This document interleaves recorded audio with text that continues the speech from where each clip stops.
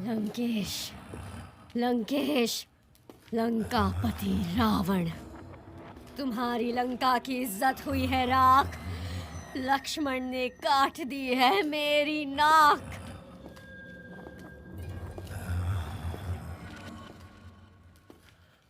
यह आंधी का नहीं, रावण की सांसों का स्वर है।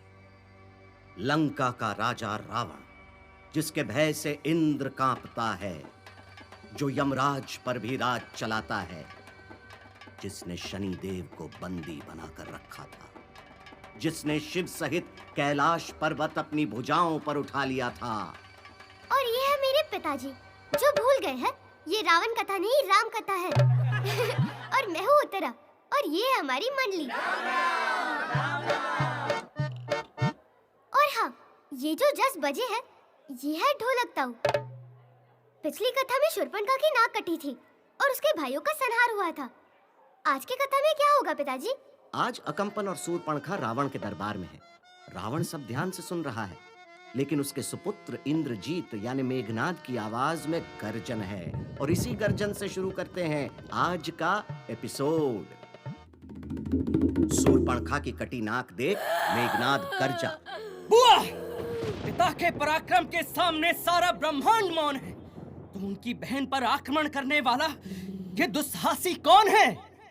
मेघनाद, वो ना कोई देवता है, ना प्रतिद्वंदी दानव है, वो एक साधारण मानव है।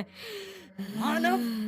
एक मानव? इंद्रजीत, उसके बाणों में है तीखी धार, जिसने खर और दूषण को भेजा यम के द्वार। अकंपन! जीवा को दे विश्राम। मुझे बताओ अभी उसका नाम। राम, नाम है राम। शूर्पणखा गई थी उसके धाम। गई थी मोहित होकर उस अलौकिक पुरुष के पास, लेकिन विवाहित था वो। उसे मैं नहीं आई रास। उसका छोटा भाई लक्ष्मण भी सुंदर था। कामाग्नि का कांटा मेरे अंदर था, पर दोनों भाई नहीं माने प्रस्ताव। उनकी पत्नी सीता को देख के आया मन में ये भाव, कितनी सुंदर है सीता, नाप नहीं सकता कोई दर्पण। क्यों ना सीता के यौवन को रावण को कर दूं अर्पण। मैं तेरा भला भी सोच रही थी रावण। मैंने सीता को उठाने बढ़ाए हाथ, तभी लक्ष्मण ने तलवार निकाली और मेरी नाक दी काट। मेरी नाक कटेगी तो रक्त लंका के ध्वज पर भी लगेगा। मेरे तिरस्कार पर, खरदूषण संहार पर क्या रावण कुछ नहीं कहेगा? शूर्पणखा, मैं कुछ कहूंगा नहीं, पर जो हुआ है सहूंगा नहीं। अहंकार के सामने कामनाए बोध, शूर्पणखा उकसा रही लंकेश्वर का क्रोध। लंकेश्वर का क्रोध सियावर रामचंद्र की जय, हमारे लखन लाल की जय। विभीषण रावण के छोटे भाई ने उसे विवेक से काम लेने की एडवाइस दी, पर अभिमान के मैदान में विवेक की तो फसल नहीं उग सकती। विवेक? ये विवेक पिछले एपिसोड में भी आया था ना? असल में ये होता क्या है? सही और गलत में अंतर करने की शक्ति को विवेक कहते हैं। समझी। विवेक गाड़ी की हेडलाइट है, तो अभिमान फॉग है, आगे कुछ नहीं दिखता और दुर्घटना की पॉसिबिलिटी बन जाती है। सही बात। और जितने भी लोग गाड़ी में बैठते हैं सबके साथ दुर्घटना होती है। और अब अभिमान की गाड़ी में सवार होने को था रावण का मामा मारीच। ओम नीलकंठाय नमः। ओम त्रिनेत्राय नमः। मामा मारीच, छल और प्रपंच छोड़कर बैठे हो शिव के हाथ जोड़कर। आ गया हूँ पूर्णतः महादेव शरण में। रावण, तुम कैसे आए मारीच के आंगन में? राम नाम के एक युवक और उसके भाई लक्ष्मण ने किया है शूर्पणखा का अनादर। प्रतिशोध में करूंगा सीता का हरण, ताकि बना रहे रावण का डर। राम एक युवक मात्र नहीं, उन्होंने स्वयं शिव का धनुष था तोड़ा। राम अलौकिक हैं, कुछ भी करने से पहले सोचना थोड़ा।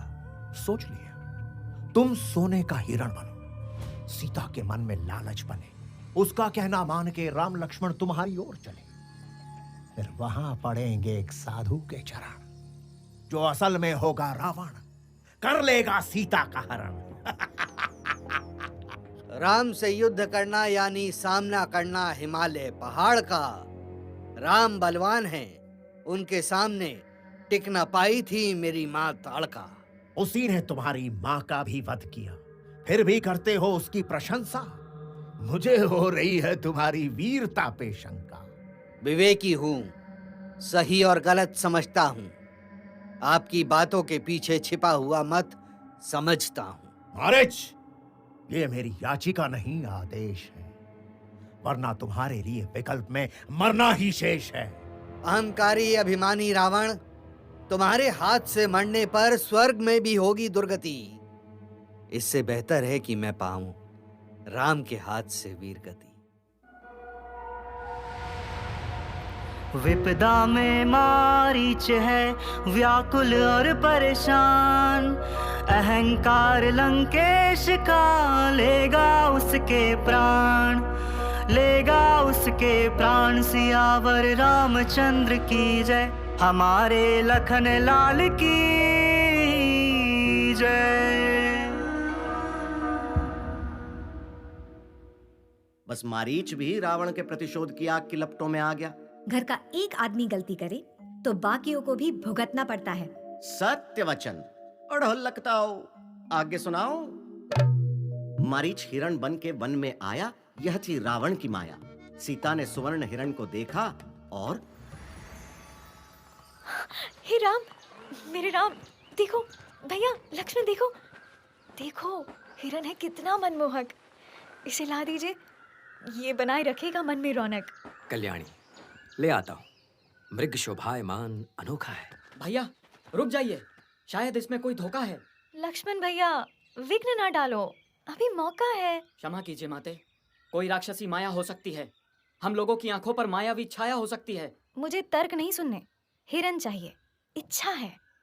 ले आओ तो अच्छा है, ना लाओ तो अच्छा है। अवश्य ले आऊंगा कल्याणी, दुखी ना करो अपनी वाणी। और लक्ष्मण, तुम्हारा संशय सत्य हो सकता है, फंस सकते हैं हम राक्षसी भ्रमजाल में। इसीलिए सीता के साथ रहो, अकेला मत छोड़ना किसी हाल में। हिरण आगे राम पीछे, हिरण जंगल में दूर चला गया, लेकिन राम की बुद्धि हिरण की चाल से तेज थी। राम ने हिरण को डराने तीर चलाया, पर मारीच तो मरने ही आया था। तीर के सामने आ गया, तीर लगते ही हिरण से मारीच के रूप में आकर चीखा, लक्ष्मण, मेरी सहायता करो। और वहां सीता और लक्ष्मण को लगा कि राम खतरे में है। लक्ष्मण भैया, संकट में है रघुवीर, शीघ्र उनके पास जाओ, मुझसे धरा ना जाएगा धीर। माते, संसार में जितने भी भय हैं, राम सबसे अजय हैं। अपना धनुष दो, मैं स्वयं जाती हूँ। तुम डर के छिप जाओ, मैं तुमको लड़ना सिखाती हूँ। दुविधा में लक्ष्मण पड़े, सिया न समझे बात, सिया का मन व्याकुल हुआ, क्यों चीखे रघुनाथ। सिया का मन व्याकुल हुआ, क्यों चीखे रघुनाथ। सियावर रामचंद्र की जय, हमारे लखन लाल की जय। वह स्त्री है, कुछ भी कर सकती है, खासकर पति के लिए। बस लक्ष्मण भैया को जाना पड़ा, लेकिन जाते जाते खींच गए लक्ष्मण रेखा। मैया, यह लक्ष्मण रेखा है, इसके पार ना जाना। मैं भैया को लेकर आता हूँ, हिम्मत हार ना जाना। लेकिन लक्ष्मण के जाते ही रावण ने साधु का वेश धारण कर लिया। लक्ष्मण तब तक राम के पास पहुंच चुके थे। भैया, भैया, लक्ष्मण, तुम यहाँ? तो सीता है कहाँ? मुझे विवश कर दिया सीता माँ ने और भेज दिया आपको सुरक्षित लाने। लक्ष्मण, ये मृग नहीं, माया है। जल्दी से चलो, सीता पर संकट आया है। चलो भैया। उधर सीता मैया पर संकट आ गया था, साधु का भेष धर के। भिक्षाम देहि, हे देवी, भिक्षाम देहि। मुनिवर, कैसे ईश्वर ले रहा है मेरी परीक्षा। आज विवशता है, क्षमा करें, ना दे पाऊंगी भिक्षा। परेशान हूं भूख से, शरीर तपता है धूप से। बेटी, साधु का कुटिया में स्वागत करो, द्वार से भेजकर अनादर मत करो। मैं अकेली हूँ, मेरे प्राणेश्वर नहीं है साथ। विश्राम करना है तो आइएगा थोड़ी देर के बाद। विश्राम के साथ? मैं तो तुम्हारे यहाँ भोजन करूंगा, उसके बाद दूर जाना है, यात्रा कई कई योजन करूंगा। सीता थी धर्म संकट में, सीता ने लगाई युक्ति। एक काम करिए, मैं अंदर से भोजन लाती हूँ, पर आप बाहर ही रहना, पहले ही चेताती हूँ। लेकिन सीता के अंदर जाते ही रावण ने कुटिया में जाने का प्रयास किया, पर बीच में थी लक्ष्मण रेखा, अग्नि उत्पन्न हुई। और यह कोई साधारण अग्नि नहीं थी जिसे रावण बुझा देता। इस अग्नि की ज्वाला में लक्ष्मण की शक्ति का तेज था। वैसे तेज तो रावण भी बहुत था, उसका ये मास्टर स्ट्रोक काम कर रहा था। अभी तो मास्टर स्ट्रोक लगता है, भविष्य में दिक्कत दे सकता है। राजा को चतुर होने के साथ दूरदृष्टा भी होना चाहिए। दूरदृष्टा से याद आया, ये लीजिए आपके पास का चश्मा। पहुंच दूं?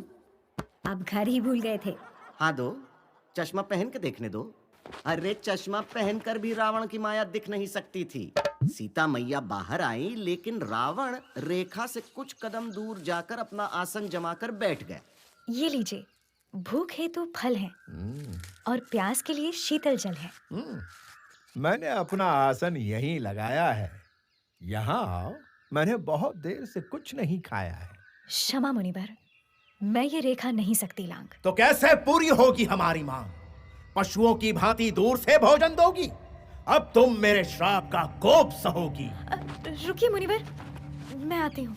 नहीं, मत जाओ सीता माता, वो साधु नहीं रावण है। उत्तरा, पुरुष को जब कोई गलत काम करना होता है ना, तो वो अपने अंदर के रावण को छिपाकर पहले साधु की तरह ही पेश आता है बेटा। इसीलिए तो सीता मैया को लक्ष्मण रेखा पार नहीं करनी चाहिए। रेखा तो रावण ने पार की है ना बेटी? हाँ उत्तरा, रेखा सीता माँ ने नहीं, रावण ने पार की है।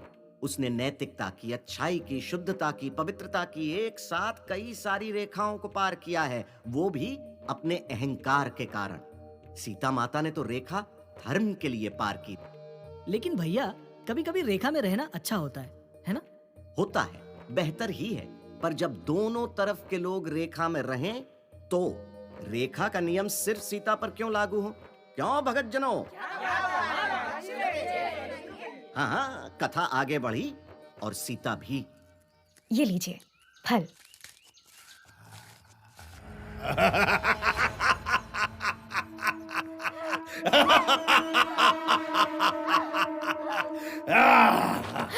रावण ने अपना असली रूप दिखाया। सीता ने पूरे बल से उस पर प्रहार किया, पर रावण की भुजाओं की पकड़ से वह छूट न पाई। कौन हो तुम, कपट से मेरा हाथ पकड़ने वाले पापी?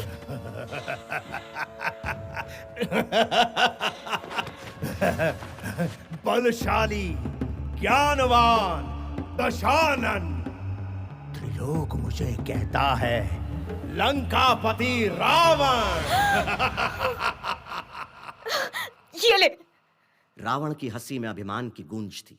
रावण का दंभ देखो, एक स्त्री का हरण करके खुद को ज्ञानवान और बलशाली कह रहा है।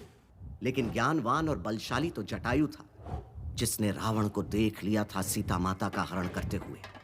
रावण का पुष्पक विमान हवा में था। सीता बिलखती हुई राम, मेरे राम, भैया, लक्ष्मण भैया पुकार रही थी। जटायु ने अपना शरीर पुष्पक विमान के आगे बढ़ा दिया। धूर्त रावण, सीता का हाथ छोड़ दे, विमान का मुख वापस कुटिया की ओर मोड़ दे। अच्छा? अरे हट जा बूढ़े जटायु, समाप्त हो जाएगी तेरी आयु। जटायु जी मुझे बचाइए, या मेरे हरण की सूचना राम तक पहुंचाइए। सीता, बेटी मेरे होते हुए तू क्यों चिंतित है? आज इस रावण का अंत निश्चित है।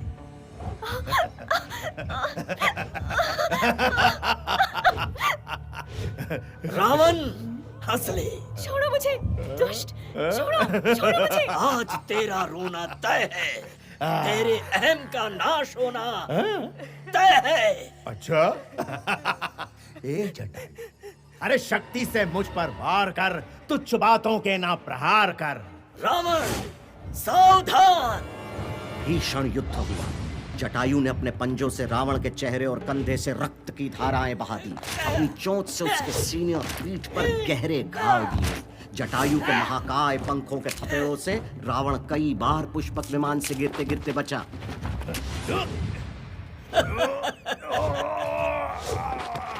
क्या हुआ रावण? तन से रक्त छूट रहा है। देख, देख, तेरा अभिमान टूट रहा है। रुक जा जटायु, बहुत हो गया तेरा स्वांग। ये देख मेरी तलवार, अपने प्राणों की भीख मांग। जटायु जी बचिए, दुष्ट, पापी, छोड़ मुझे। राम, लक्ष्मण भैया। जटायु के पराक्रम का क्रम टूटने को है। उसकी वृद्ध काया थक गई। रावण महाबलवान था। उसने जटायु की स्थिति भांपकर तलवार निकाली और तीव्रता से उसके पंख काट दिए।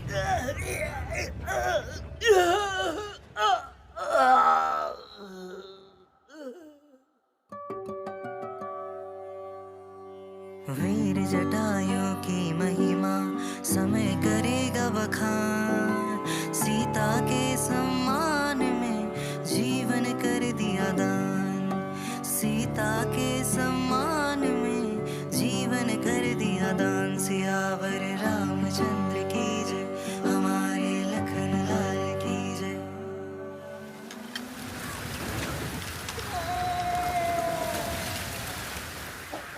जटायु का विशाल देह भूमि पर गिरा तो पेड़ कांप गए, पशु पंछी व्याकुल हो गए। राम तक ने यह आवाज सुनी। रावण के अभिमान की हंसी अगर आकाश में गूंज रही थी, तो जटायु के बलिदान की प्रतिध्वनि धरती पर सुनाई दी। रावण से जटायु का युद्ध हुआ समाप्त, और हमारी राम कथा का आज का एपिसोड भी। उत्तरा, आज हमने क्या सीखा? सीखा कि जीवन में जटायु जैसा गर्व रखो, रावण जैसा अभिमान नहीं। किसी को नुकसान पहुंचाने के लिए नहीं, किसी की रक्षा के लिए अपनी शक्ति लगा। अभिमान सबको आता है, लेकिन उसे आने से पहले रोक लेना चाहिए। No entry. और अभिमान आ जाए तो उसकी काट विवेक से संभव है। अगर रावण विवेक से काम लेता तो वो विभीषण की बात सुनता, पर अभिमान अंधे के साथ बहरा भी होता है। तो भैया मारीच रावण का संबंधी था, फिर भी उसे जान गंवानी पड़ी रावण के अहंकार के कारण। इसलिए भैया हम ये कहते हैं कि अहंकारी पुरुष की संगत को दूर से राम राम कर लेना बढ़िया है। बोलो जयराम जी की। और सबसे जरूरी बात, रावण के 10 सर थे, किंतु एक भी सर की बुद्धि उसके काम न आई। अभिमान हमारी बुद्धि में कैंसर की तरह फैलता है, आपसी संबंध बिगाड़ने के साथ बाहरी लड़ाइयों को भी आमंत्रित करता है, जो आखिर में हमारे पतन का ही कारण बनती हैं। इसीलिए अभिमान पर लगाओ पूर्ण विराम और प्रेम से बोलो राम सिया राम सिया राम, जय जय राम। राम सिया राम जय जय राम। राम सिया राम जय जय राम। राम सिया राम